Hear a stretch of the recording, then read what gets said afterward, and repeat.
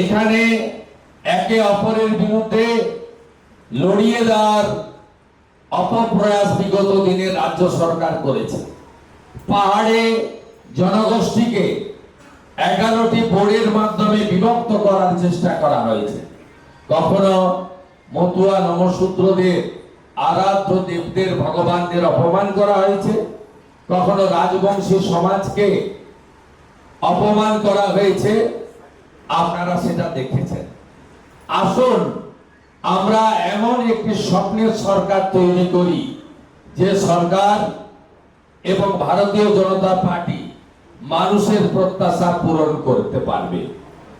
আমরা চাই শুধুমাত্র ঝান্ডার পরিবর্তন, দলের পরিবর্তন, মুখের পরিবর্তন, ব্যক্তির পরিবর্তন নয়, আমরা চাই ব্যবস্থার পরিবর্তন হোক।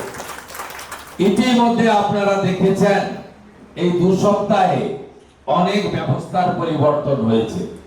যে ব্যবস্থার পরিবর্তনে কাটমানি থাকবে না, সিন্ডিকেট রাজ থাকবে না, মাফিয়াগিরি থাকবে না এবং রাষ্ট্রবিরোধী কোনো কর্মকাণ্ড হবে না আমাদের এই ভূমি থেকে।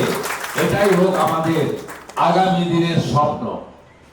যে কাজ আমরা শুরু করেছি স্বামী বিবেকানন্দের মহান মন্ত্র চরৈবতী চরৈবতী বলে আমরা যাতে লক্ষ্যে পৌঁছাতে পারি সেটা আমরা করব।